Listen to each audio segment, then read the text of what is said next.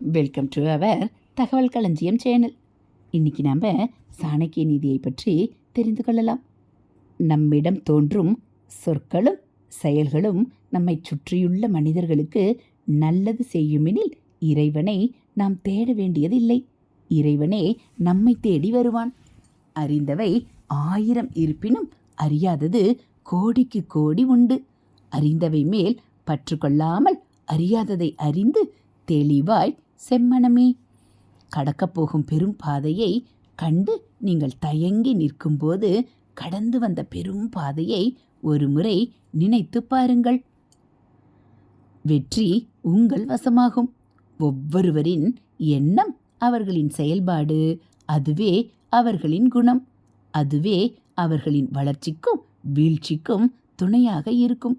மனிதனின் கோபம் ஞானத்தை ஒருபோதும் தந்துவிடாது. ஆன்மீகம் என்பது கடல். என்னை காயப்படுத்தியவர் எல்லாரையும் நான் மன்னித்து விட்டேன் என்ற எண்ணம் எனக்குள் வரும்போது என் மன தேகம் புது காயங்களுக்கு தன்னை தயார்படுத்தி கொண்டிருக்கிறது. கலையை பழிப்பவன் கலையிழந்து திரிவான். முன்னேற்றம் அடைந்தவர்கள் எல்லாம் முன்னேறி விடுவதில்லை. நடப்பதற்கு நாம் மட்டுமே காரணம் என்று உணர்கிறோமோ அன்று நாம் புனிதனாகிறோம்.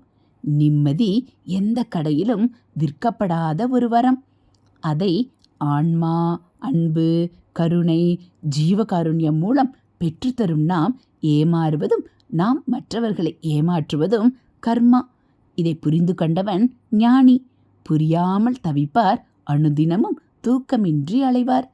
சித்தர்களை பிடித்து கொள்பவர்கள் ஏமாற்றினால் விளைவுகள் 7 ஜென்மத்திலும் கடுமையாக இருக்கும். அன்போடு பயணிப்போம். பாதுகாப்பிற்காக மக்கள் ஒன்று சேர்ந்து யாத்திரை செய்கிறார்கள். நல்லதுதான். ஒன்றாக யாத்திரை செய்யும்போது சங்கடங்கள் தவிர்க்கப்படும். இருப்பினும் இதே கூட்டம்தான் உங்களிடமிருந்து உங்கள் அடையாளத்தை பறித்துவிடும். ஏனென்றால் நீங்கள் வேறு யாரோ காட்டும் ஒரு பாதையில் பயணிப்பீர்கள். சொந்த பாதையை உருவாக்க வேண்டுமென்றால் தனியாக செல்ல வேண்டும்.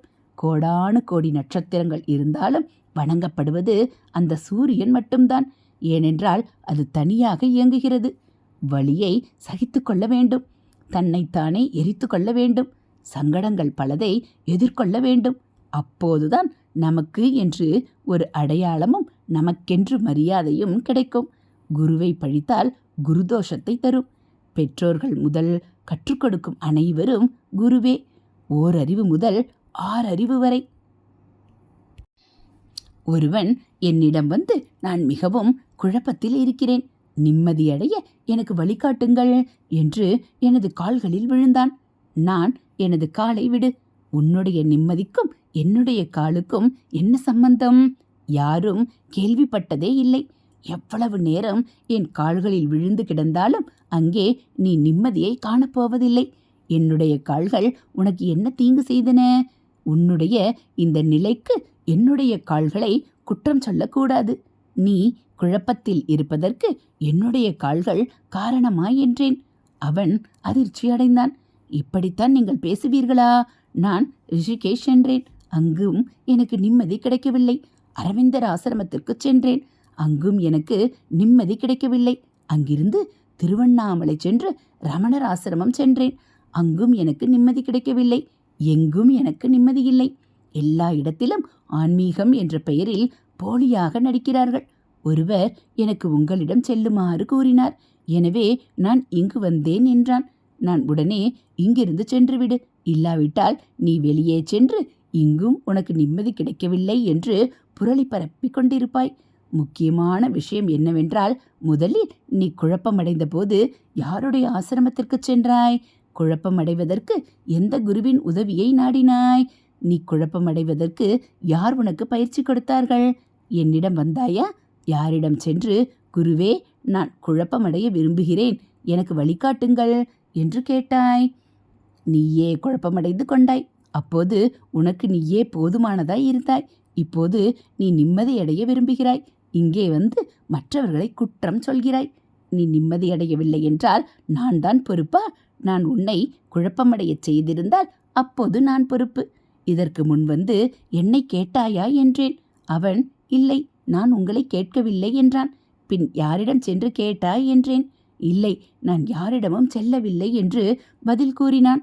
அப்படியென்றால் நீ குழப்பமாக இருப்பதற்கு நீயே காரணம் என்பதை புரிந்து கொள்ள முயற்சி செய். நீ குழப்பமடைய எது காரணம், எப்படி குழப்பமடைந்தாய் என கண்டுபிடிக்க முயற்சி செய். அதை செய்வதை நிறுத்து. நீ அமைதியடைவாய் என்றேன். நிம்மதியடைய வழி ஏதுமில்லை. ஆனால் குழப்பமடைய வழிகள் உண்டு.